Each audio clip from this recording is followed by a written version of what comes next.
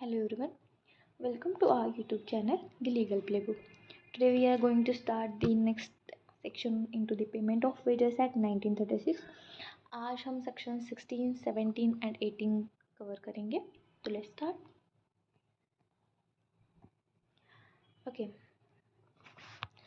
तो सिंपल यहाँ पे जो 16, 17 है, single application in the respect of the claims from the unpaid और जो ग्रुप है उसके लिए ये दिया गया है. फर्स्ट जो है, employed person are said to be belonging to the same unpaid group if they are born on the same establishment and if the deduction have been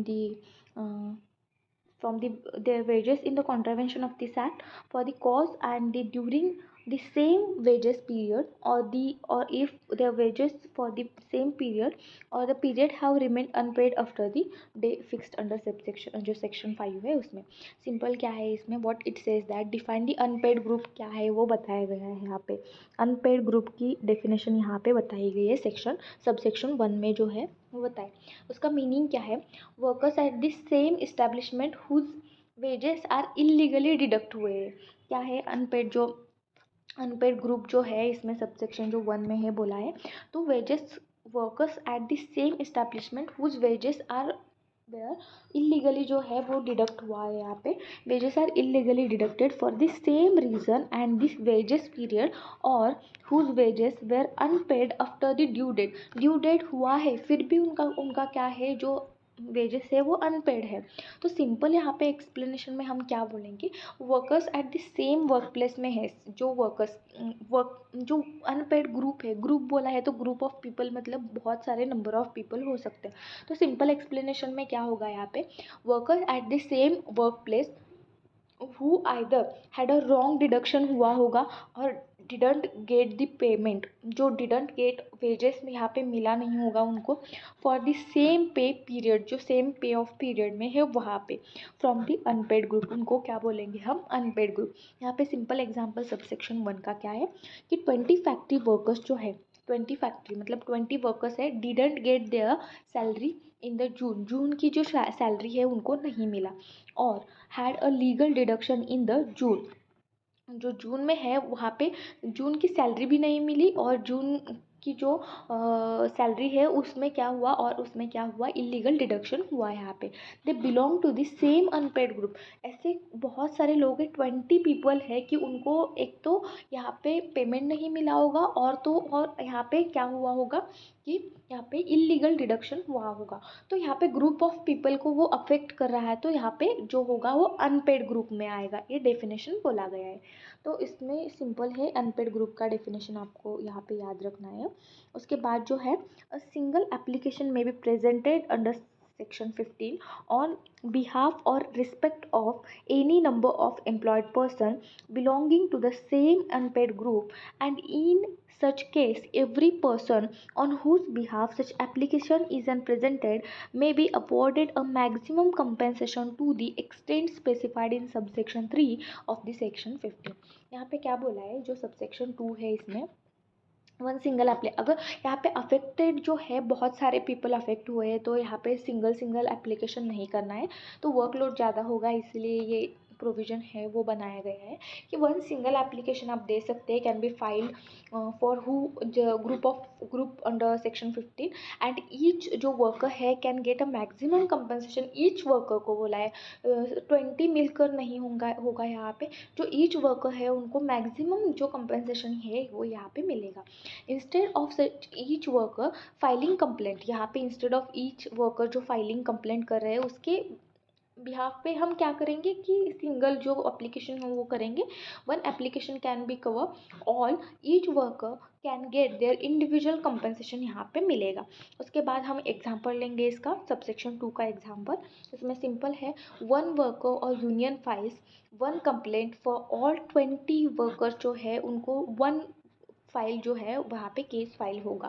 didn't get paid June wages जो है, each worker can get compensation up to legal maximum, जो compensation है legal जो maximum compensation है 20 people का जो group है उनको मिलेगा. यहाँ पे मैक्सिमम 20 ऐसा नहीं है, एग्जाम्पल दे रही हूँ सिर्फ. उसके बाद सबसेक्शन 3 में क्या बोला है, The authority may deal with the number of separate pending application presented under section 15 in respect of person belonging to the same unpaid groups. A single application presented under subsection 2 of this section and provision of that subsection shall apply accordingly. क्या बोला है? If the multiple separate subsection 3, if the multiple separate application exist हुए हैं for the same group, multiple separate existence मतलब हुआ है, हमने क्या बोला सबसेक्शन 2 में आप क्या करो कि सिंगल एप्लीकेशन दे दीजिए, लेकिन 3 में ऑलरेडी उन्होंने क्या किया है, सेपरेट पेंडिंग एप्लीकेशन, आपने सेपरेट एप्लीकेशन दिए, 20 पीपल ने सेपरेट 20 एप्लीकेशन दिया है, तो यहाँ पे क्या होगा कि फॉर एग्जिस्ट सेम ग्रुप में से आए हैं, सेम फैक्ट्री में से है, सेम इस्टेब्लिशमेंट से है, एंड जो इफेक्ट है वो सेम अराइज हुआ है और जो लाइबिलिटी है वो भी सेम अराइज हुआ है। The authority can treat them as a single application, खुद सुओ मोटो अथॉरिटी क्या करेगा कि सिंगल एप्लीकेशन खुद वो क्या करेगा कंसिडर कर लेगा, and application apply to rule subsection 2 में हमने जो बोला सिंगल एप्लीकेशन का वो जो प्रोसीजर का रूल है वो वहाँ पे एप्लीकेबल होगा।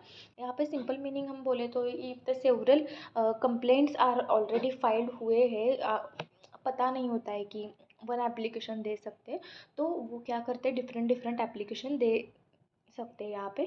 तो इफ़ द सेवरल एप्लीकेंट्स जो कंप्लेंट है वहाँ पे हुए होंगे, there are file workers from the same unpaid group, they can be combined into one case में वहाँ पे क्या होगा कॉम्बिनेशन उसका किया जाएगा। Example 5 workers file the separate complaints यहाँ पे किया है फॉर द अनपेड वेजेस के लिए from the same employer, the authority combines them all into the same one group में क्या करेगा अथॉरिटी क्या करेगा कंबाइन करेगा यहाँ पे। उसके बाद सेक्शन 17 इजी है, अपील का सेक्शन है। अपील ओके, अपील क्या होता है ओके, तो अपील की प्रोसीजर क्या होती है वो सिंपल देखेंगे हम। अपील क्या होता है, section 17, an appeal against an order dismissing either wholly or part in application made under the subsection 2 of the section 15 or against the direction made under subsection 3 or subsection 4 of that section may preferred within the 30 days from the date of which the order was made in the precedency town before the court of small cause and the elsewhere before the district court। ए में क्या बोला है, by the every employer or other person responsible for the payment of wages under section 3 if the total sum directed to be paid by the wages of and compensation exceed 300 rupees, such direction has effect of imposing on the employer or other person financial liability exceeding 1000 rupees।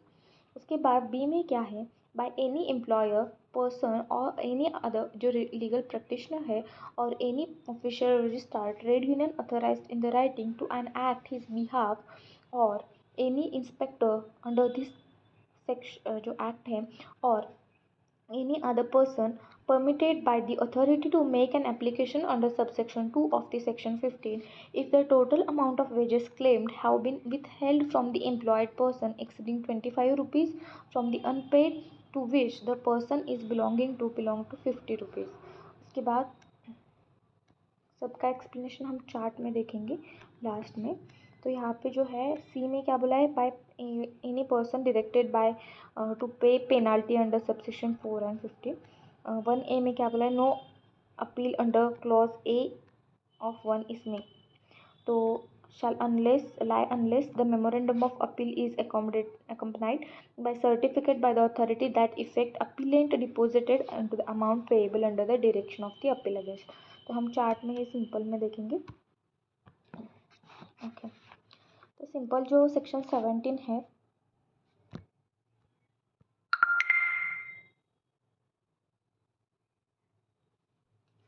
Section 17 में क्या बोला है, section 17 तो what orders can be appealed.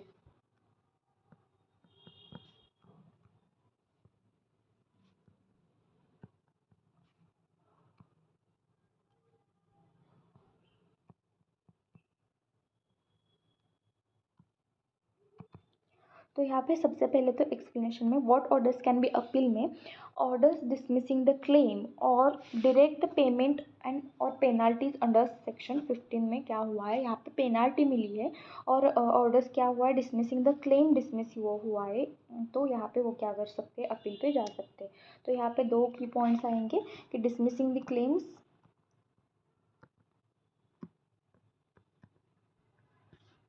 Claim dismiss हुआ है यहाँ पे, और सेकंड जो है वहाँ पे क्या सेक्शन 15 में यहाँ पे क्या लगा है, उनको पेनाल्टी उनके ऊपर लगा है। तो यहाँ पे एग्जांपल है क्या, रिजेक्टेड द वेजेस क्लेम और ऑर्डर टू पे द अनपेड वेजेस, उनको क्या किया है, कंपनसेशन पे करो और अनपेड वेजेस पे करिए, ऐसे बोला है। तो यहाँ पे वो क्या कर सकते हैं, अपील कर सकते हैं।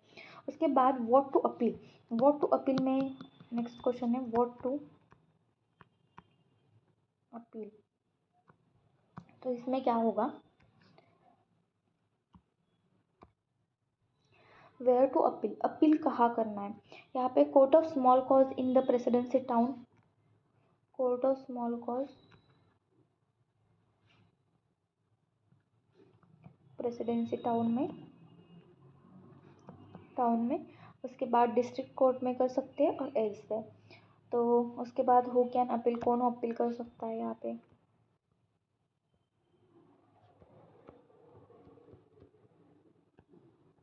तो हु कैन अपील में कौन आएगा यहाँ पे, एम्प्लॉयर खुद कर सकता है।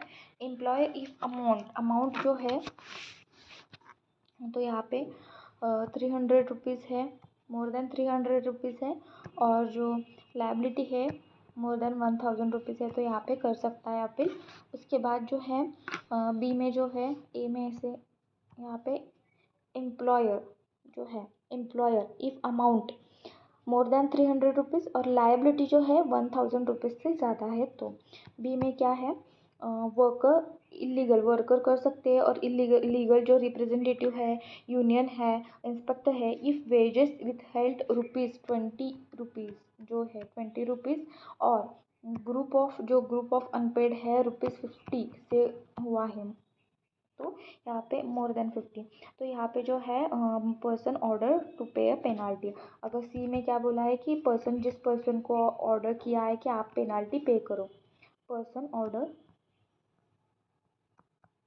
टू पे पेनाल्टी, इसमें वर्कर आएंगे, यहाँ पे एम्प्लॉयर आएंगे, employer more than 300 rupees and जो पेनाल्टी लाइबिलिटी है मोर देन 1000 रुपीज़। एम्प्लॉय जो है 20 रुपीज़ हुआ है, और जो है वो अनपेड के लिए 50 रुपीज़ से ज़्यादा है, तो यहाँ पे सी में बोला है कौन यहाँ पे अपील कर सकता है, तो जिसको ऑर्डर किया है पेनाल्टी पे करिए वो यहाँ पे क्या कर सकता है, अपील कर सकता है यहाँ पे। उसके बाद कंडीशन क्या है ऑन अपील, एम्प्लॉयर अपील, अगर एम्प्लॉयर क्या कर रहा है यहाँ पे, अपील कर रहा है, अपील में जा रहा है, तो यहाँ पे कंडीशन इम्पोज हुए हैं। तो कंडीशन कौन कौन से है यहाँ पे, employer must deposit the amount payable before the appealing. उसके बाद मतलब एग्जांपल जो है, employer must deposit the ₹500 and gets certificate then appeal, यहाँ पे सर्टिफिकेट मिलेगा फिर वो अपील करेगा। सबसे पहले तो वो यहाँ पे 5000 रुपीज़ जो है, मतलब एग्जाम्पल यहाँ पे क्या करेगा, यहाँ पे पे करेगा फिर वो अपील करेगा। नेक्स्ट, आई होप आपको सेक्शन जो 17 है वो समझ आया होगा। सेक्शन 17A, कंडीशनल अटैचमेंट, जो conditional attachment of property of employer or other person responsible for the payment of wages। First जो है, where at any time after an application has been made under subsection 2 of section 15 or other any other legal जो representative है or official registered trade union authorized writing to an act which he is behalf inspector under this act or other person permitted in the authority to make an application under subsection 2 of the section 15 जो penalty लगाई है, the court referred to the section is satisfied that the employer or other person responsible for the payment of wages under section 3 is likely to evade the payment of amount may directed to pay under section 15 and section 17, authority or court as case may be, except in case authority or Court is opinion that end of the justice would defeated by delay after giving the employer or other person opportunity being heard by the attachment of property यहाँ पे कर लेंगे sufficient satisfy amount हुआ तो यहाँ पे attachment opinion of authority होगा।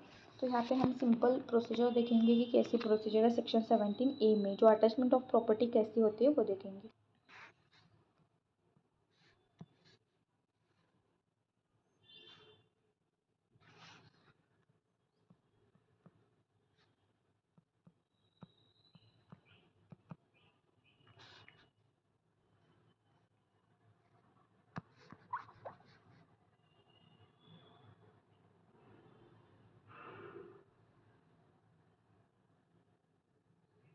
Okay तो जो सेक्शन 17A है, conditional attachment of property employer और अदर पर्सन, यहाँ पे जो है वो कंडीशनल अथॉरिटी जो अटैचमेंट है, अटैचमेंट ऑफ प्रॉपर्टी बोला है यहाँ पे।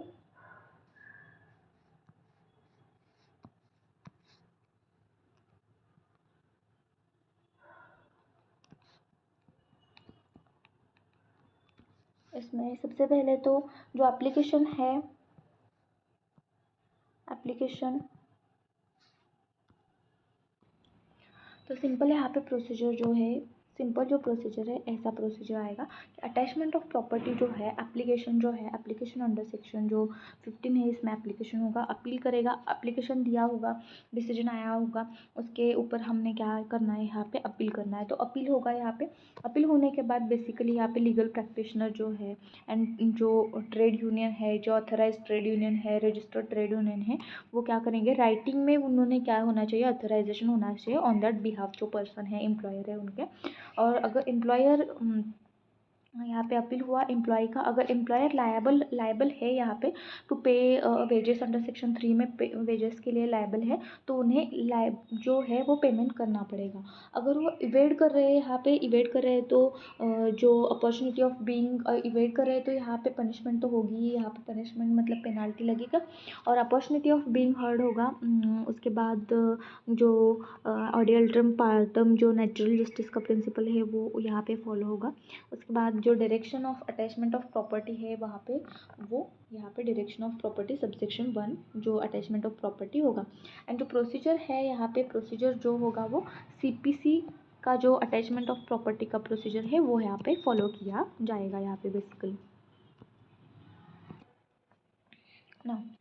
सेक्शन 18, सेक्शन 18 में क्या बोला है, 18 powers of authority appointed under section 15। जो अथॉरिटी हमने अपॉइंट किया था, हमने देखा था कि रीजनल ऑफिसर, असिस्टेंट जो कमिश्नर थे वो हमने देखा था, तो क्या पावर्स है यहाँ पे वो देखेंगे। Every authority appointed under subsection जो 1 है अंडर 15 में shall have power to of the civil code, civil code के जो पावर है इतना ही है सिर्फ, जो है CPC के पावर्स है। एंड जो authority have deem to be a civil officer है। एंड पर्पस ऑफ सेक्शन 195 जो है उसमें जो है वो क्रिमिनल प्रोसीजर के जो पावर्स है यहाँ पे डीम करेंगे कि उनको पावर्स है उसके। ओके, आगे के सेक्शन हम नेक्स्ट वीडियो में देखेंगे। Thank you.